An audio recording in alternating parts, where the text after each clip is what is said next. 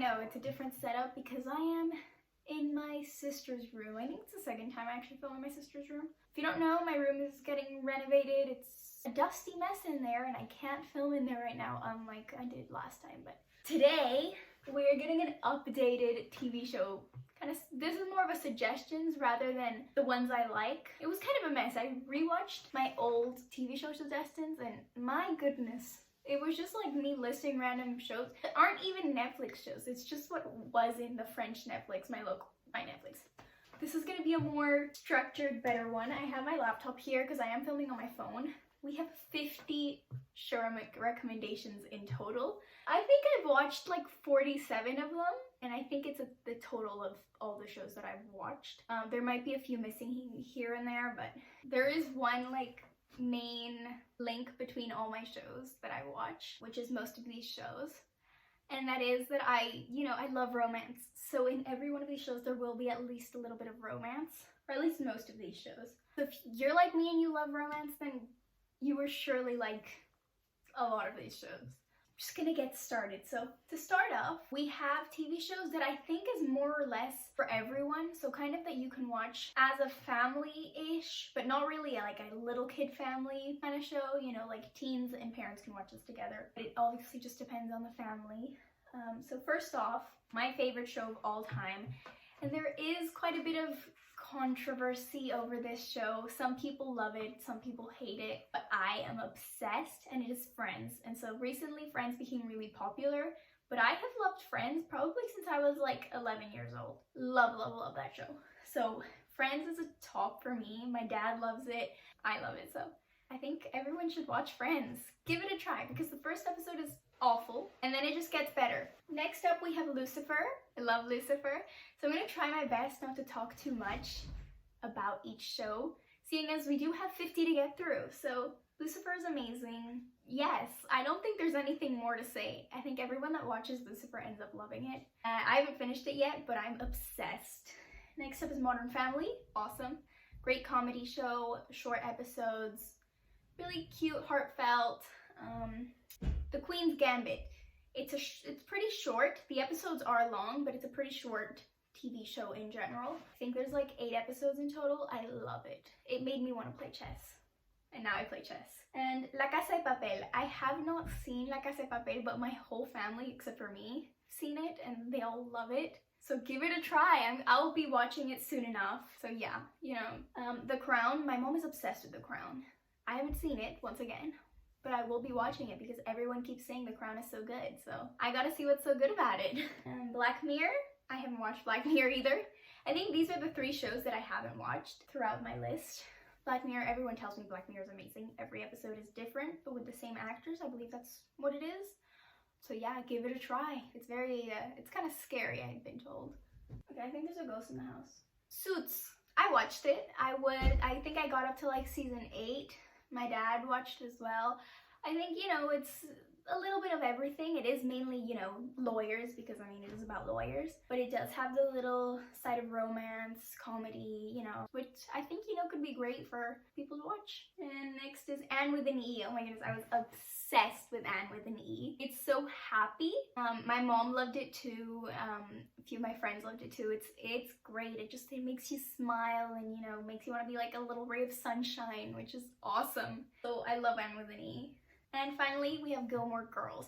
Gilmore Girls is probably one that mother-daughter kind of show, kind of like Anne with an E. So it's a very chill show, not much drama involved, you know, just like to smile and feel all warm and fuzzy, you know, it's really cute. Okay, next up we have our comedies or our dramedies. So these are usually 20 minutes.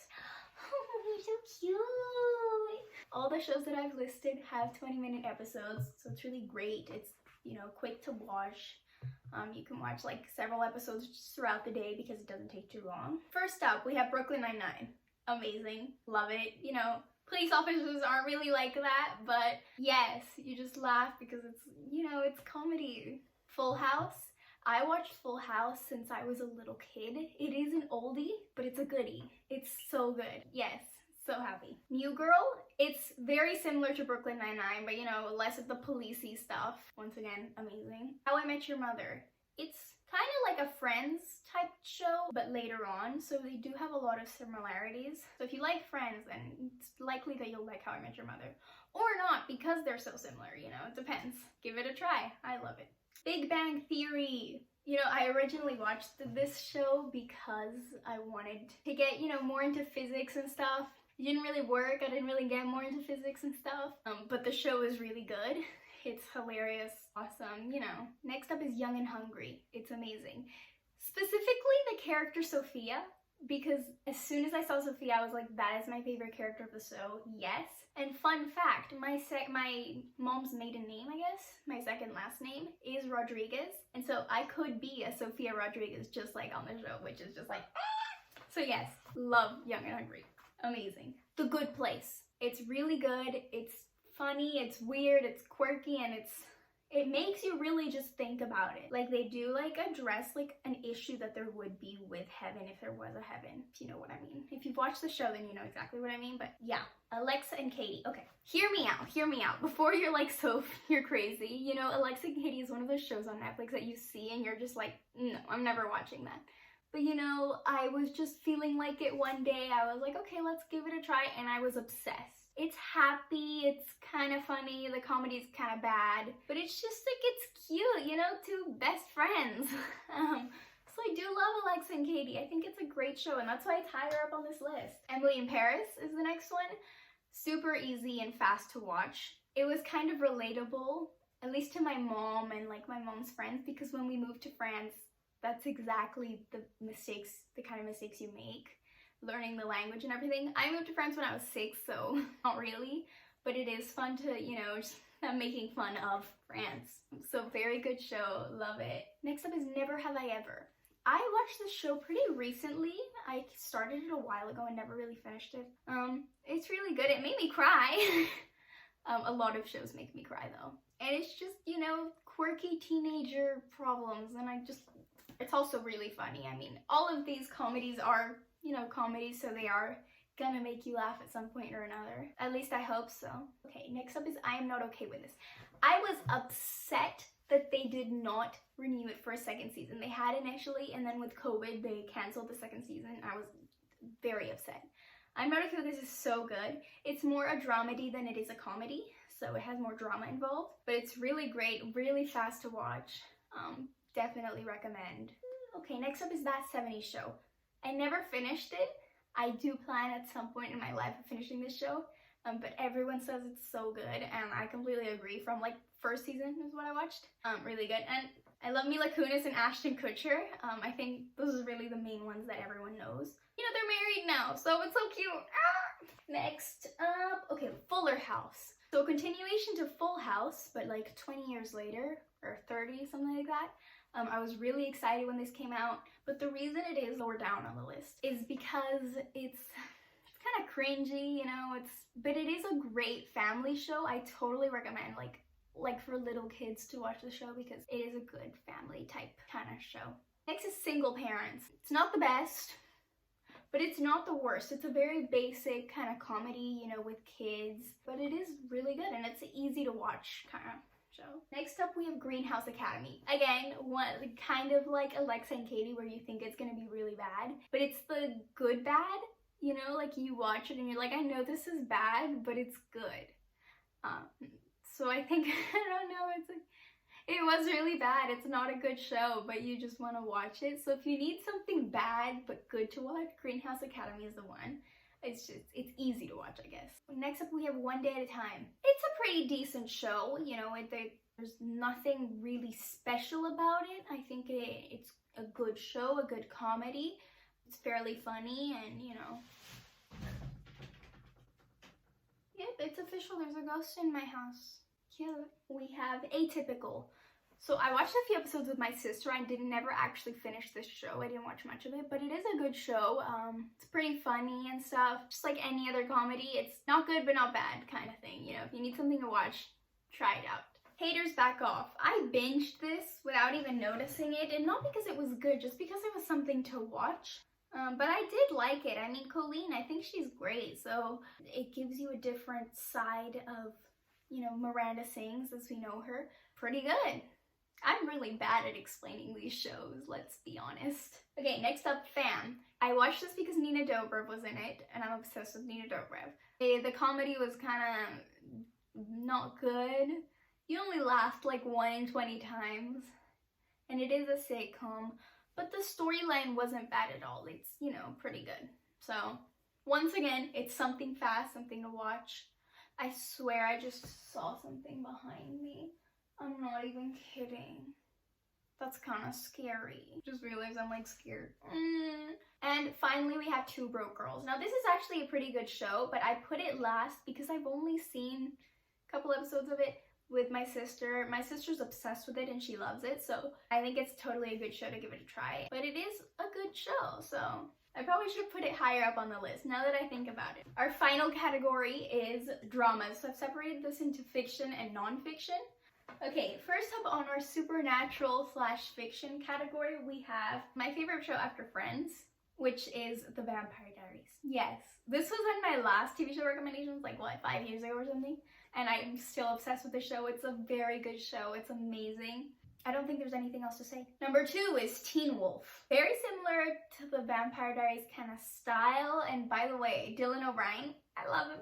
So it's great show, you know, typical teenage drama with supernatural in it. Next, The Originals. So after The Vampire Diaries, there was a spin-off called The Originals. It was very good. Not as good as The Vampire Diaries, but, you know, pretty good. And after that came Legacies. So first show got a spin-off, second show got a spin-off. So there is just like a trilogy of shows. I love Legacies. It's probably even better than The Originals. Amazing. And Hope, oh my goodness, a tri-brid. Could I be a tri-brid? Like, yes please. So cool. Love it. Now on to more like a superhero kind of vibe. We have Supergirl. I love Supergirl. I didn't think I was like a superhero kind of nerd, but I guess I am. Also, actually, Natella's wearing this Superman bandana. Can I wake you up for a second?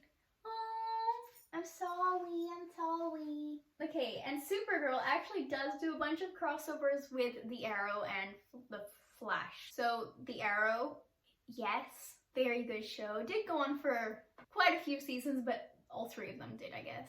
Supergirl and the Flash are still going. It's a big crossover. When they do crossovers, they do crossovers. So I only watched these 3, but all 3 shows are really great. Supergirl, I think, will always be my favorite. It's the first superhero show that I watched. I mean, I think she's so underrated. I mean, everyone knows Superman, but then, like, you know, there's the cousin, Supergirl. They're cousins, by the way, which I was surprised to learn, but they're cousins. Okay, next up we have Shadowhunters. Once again, you know, typical kind of, you know, vampires and like witches and stuff. Really cool, drama-filled kind of situation. So did love Shadowhunters. Next up is The 100. Okay, the recent seasons, because I believe it's finished by now, but at least the last season, I don't know what they did to that show, but it got really complicated. I got so lost. I don't know what they tried inventing there, but it is very good. The first few seasons especially are very good, and then it started getting a little more hypothetical, I guess, because they started going to other planets, and there was loopholes, and I was like, eh? But it is very good. Love that show. And final show on this fiction list, on the drama category, we have Chilling Adventures of Sabrina. I didn't finish the show. I think I didn't even finish season 1.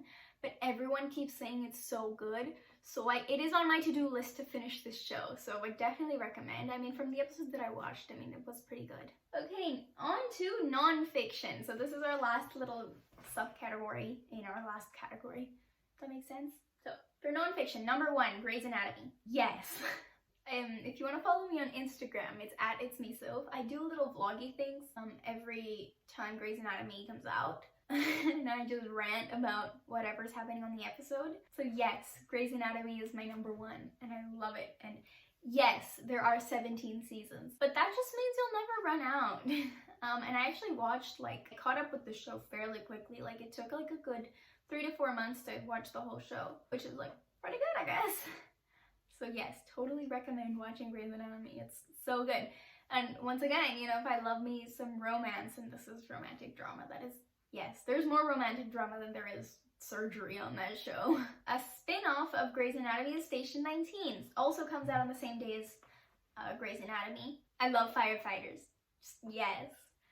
It's so amazing. I've actually learned quite a bit about fire, which is like kind of weird. You know, you never think you're gonna learn something with a show until you do, and it's like cool. So basically Grey's Anatomy, but with firefighters. It's kind of the exact same thing, romantic drama kind of situations, but they do address, both shows address issues that are happening in the world, which I think is so important and so amazing. And yeah, and they're really well made shows. So number 3, we have Jane the Virgin. So the name might put you off a little bit, which I'll be honest, it did.